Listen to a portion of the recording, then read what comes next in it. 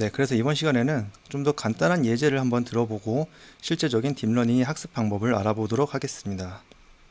우선 간단한 예제를 위해서 논리회로 이야기를 잠깐만 해볼게요. 별거 없습니다. 혹시 논리회로 수업을 들으신 분이 있을지 모르겠는데 논리회로는 다음과 같아요. 네, 여기서 AND라는 게이트가 있고 AND와 OR 게이트가 있으면 각각의 인풋이 두 가지가 주어집니다. 얘를 그냥 A라고 하고요. 얘를 B라고 해볼게요. AND는 A와 B가 모두 1일 때 1이 나옵니다. OR는 A나 B가 둘 중에 하나라도 1이면 1이 나옵니다. 이걸 이제 아웃풋이라고 정의를 해보겠습니다. 만약에 이 AND와 OR를 직접 프로그래밍으로 구현하려면 어떻게 될까요? 그렇게 어렵지는 않아 보이는데요. 단순 if문을 쓰면 되겠죠.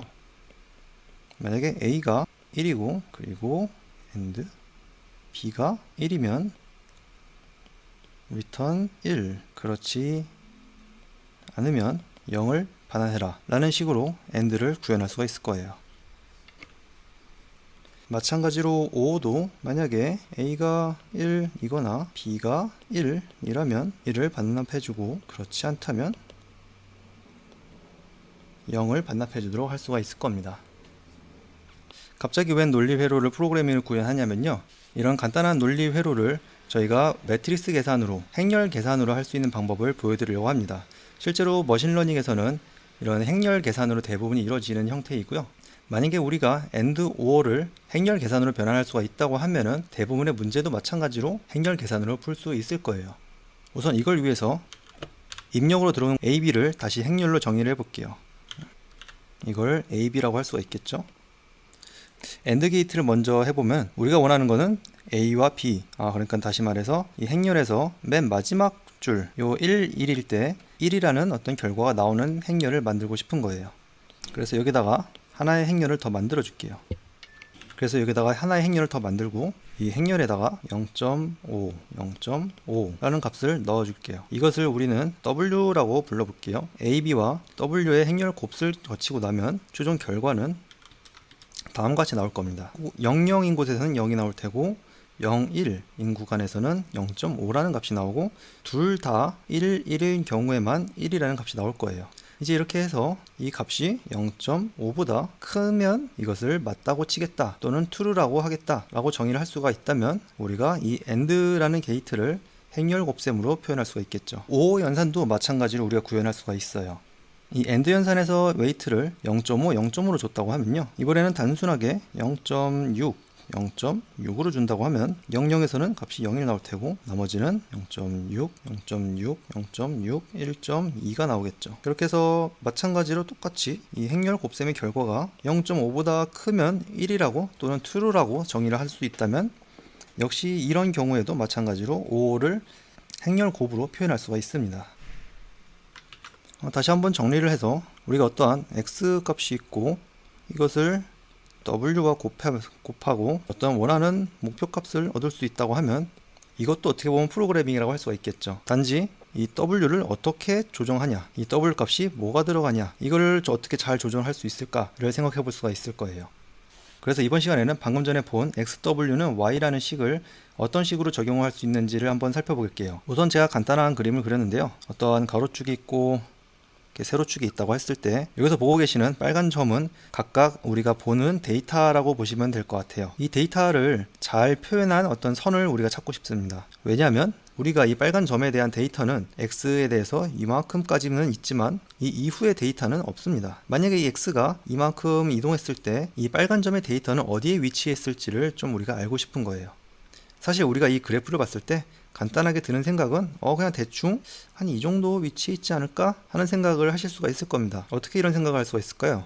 우리는 사람이기 때문에 이런 데이터가 있고 어떤 패턴이 확실하게 보이는 것이 있을 때 이런 예측을 굉장히 잘하거든요. 근데 우리가 어떻게 예측을 할까요? 대략적으로 왠지 선이 이런 좀 흐름으로 방향을 가고 있죠. 그래서 이 데이터가 이만큼 이렇게 있으니까 이런 흐름이 쭉 계속 된다면은 x가 이런 위치일 때 대략적으로 y 값은 요만큼 나올 것이다 라는 예상을 할 수가 있을 거예요. 그런데 이걸 어떻게 컴퓨터한테 알려줄 수 있을까요? 자, 우선 아까 전에 봤던 x가 있고 w 값이 있고 이번에 하나를 더 추가할게요. 바이어스라는 것을 추가를 하겠습니다. 그리고 이거를 y 값이라고 표현할 수가 있을 것 같아요. 그래서 어떤 특정 x가 들어오고 예를 들어서 x가 들어왔을 때 이 w 값과 곱하고 그리고 바이어스를 더했을 때 y 값이 나오는 것, 이것을 하고 싶은 건데요.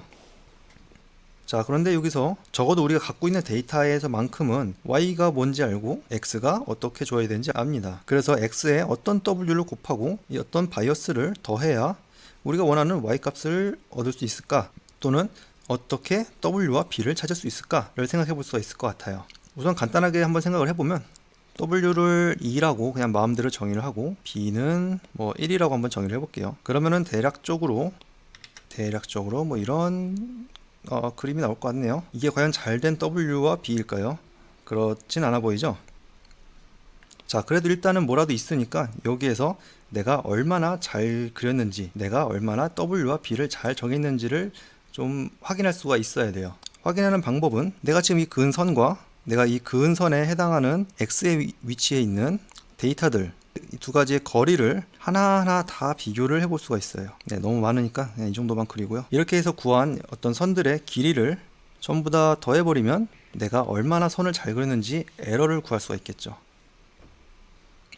좀 다시 정리를 해서 우리가 어떤 정답인 x와 y가 있다고 하면은 제가 방금 전에 제시한 w와 b를 이용하여 예측한 y 값을 y 바라고 정의를 해볼게요. 그럼 y 바는 x, w 플러스 b가 되겠죠.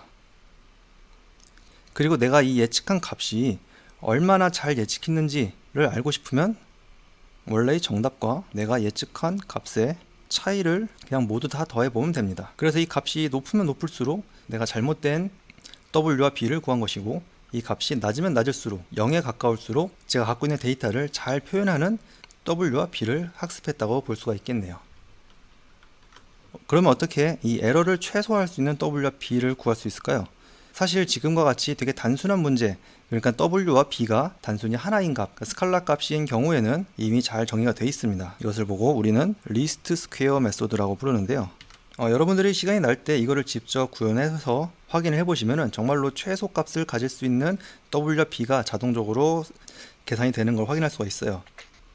네, 실제로 위에 있는 그림이 w와 b를 아무거나 일단 넣어주고, 그리고 나서 이 리스트 스퀘어라는 메소드를 이용해서 최적의 w와 b를 구한 결과예요. 이 빨간색 선이 훨씬 더 깔끔하게 그어진 걸 볼 수가 있죠. 에러 값도 많이 낮아졌고요.